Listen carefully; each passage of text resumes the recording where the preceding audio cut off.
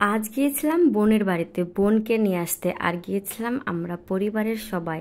Hello everyone, কেমন আছেন সবাই? আশা করি সকলে অনেক ভালো আছেন, আমরাও খুব ভালো আছি। তো আমি, অরিশা, রায়ান, অরিশার পাপা আর আমার দুই ভাই আর মামা আমরা গিয়েছিলাম আমার বোনকে আনতে। সবাই মিলে যখন একসঙ্গে হই সেটার তো মজাই আলাদা। আর রাস্তার ভিউটা তো এত সুন্দর ছিল যে আমি চোখ সরাতে পারছিলাম না। তো যাই হোক, সেইভাবে আমরা পৌঁছে গিয়েছিলাম বোনের বাড়িতে। আর রাস্তাটা কিন্তু অনেকটাই দূর ছিল। তো রায়ান ঘুমিয়ে পড়েছিল আর রাস্তার মাঝেই কিন্তু রায়ান বমি করে দিয়েছিল, এত পরিমাণে টায়ার্ড লাগছিল আর শরীরটাও খারাপ করছিল। আমাদের এখানে এই নিয়মটা কিন্তু আমার খুব ভালো লাগে। আসলে আমার বোনের প্রেগনেন্সি 7 মাস পূর্ণ হলো, আর এই 7 মাস পূর্ণ হওয়াতে আমরা গিয়েছিলাম ওকে বিদায় করে নিয়ে আসতে। আর বিদায় করে নিয়ে আসতে মিষ্টির হাঁড়ি নিয়ে যেতে হবে না, সেটা কি হয়? এক হাঁড়ি পুরো মিষ্টি নিয়ে আমরা চলে গিয়েছিলাম বোনকে নিয়ে আসতে। আর অরিশা দেখো, ও তো আগেই গিয়ে মাসিমণির কাছে গিয়ে অনেক আদর খেয়ে নিয়েছে। তো এসে সবাই দেখো টায়ার্ড হয়ে গিয়েছে, আর আমি তো ভিডিও করতে ব্যস্ত আছি। তো এসে আমিও বেশ হাত মুখটা ধুয়ে একটু রেস্ট নিলাম। আর দেখো, আমাদের রেস্ট করতে করতে আমাদের টিফিন চলে এসেছে।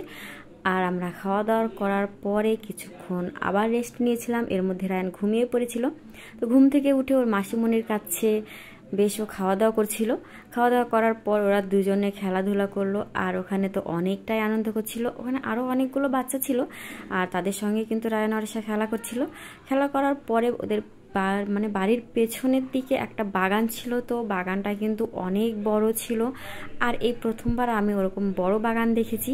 আসলে বাগানের পাশে বাড়ি, আর জায়গাটাও কিন্তু খুবই সুন্দর লাগছিল। তো আমরা গিয়েছিলাম একটু বাগানের দিকে ঘোরাফেরা করতে। আর রায়ান কিন্তু এই দেখো, এই প্রথমবার এত বড় জঙ্গল দেখছে। আসলে আমাদের ওখানে কিন্তু এতটা বড় জঙ্গল নেই, আছে একটা ছোট বাগান আছে, সেখানে ফিল্ড আছে, ও কিন্তু মাঝে মধ্যে সেখানে যায়। তো ঘোরাফেরা করার পর আমরা এবার বাড়ি যাওয়ার পথে রওনা দেবো। তার মধ্যে অনেক প্রচুর খাওয়া দাওয়া হয়েছিল, সেই ভিডিওগুলো কিছুই করা হয়েছিল না, কারণ অনেকটা গরম পড়ছিল। আর রায়ান কিন্তু খুব জ্বালা করছিল। কি পরিমাণে গরম পড়ছে তা তো দেখতেই পাচ্ছ। রায়ানের পাপা অল টাইম পাখা নিয়ে রায়ানকে বাতাস করে যাচ্ছে। সবাইকে বাই বলে আমরা গাড়িতে উঠে পড়েছি। আর এবার আমরা চলে যাব বাড়ি। তো বাড়ি যাওয়ার আগে আমার বোন অরিশাকে একটা ড্রেস দিয়েছিল, সেটা কিন্তু বড় হয়েছিল, তাই আমরা গিয়েছিলাম এম বাজারে সেটা মানে চেঞ্জ করতে। আর চেঞ্জ করতে গিয়ে বিশাল বড় বিপদে পড়ে গেছি। ওখানে এক্সচেঞ্জ করতে গেলে এত পরিমাণে যে খাটুনি করতে হয় সেটা তো জানতামই না। তো এক্সচেঞ্জ করার জন্য ওখানে প্রায় 1 ঘন্টা মতো আমাদেরকে দাঁড়িয়ে থাকতে হয়েছিল। আর সবাই তো গরমে একদম হাঁপিয়ে গিয়েছিল। তো সবাই বাইরে দাঁড়িয়েছিল আর আমি ভেতরে চেঞ্জ করছিলাম। তো রায়ান ঘুমিয়ে পড়েছিল, আর রায়ানকে নিয়ে ওর পাপা বাইরে দাঁড়িয়েছিল। আর অরিশার মতো দেখো, ও তো ওখানে গিয়ে নাচানাচি শুরু করে দিয়েছে। আসলে ওর শপিং মলে যে গেলে কি হয় সেটা বুঝতে পারি না, ওর তো অনেক আনন্দ করে।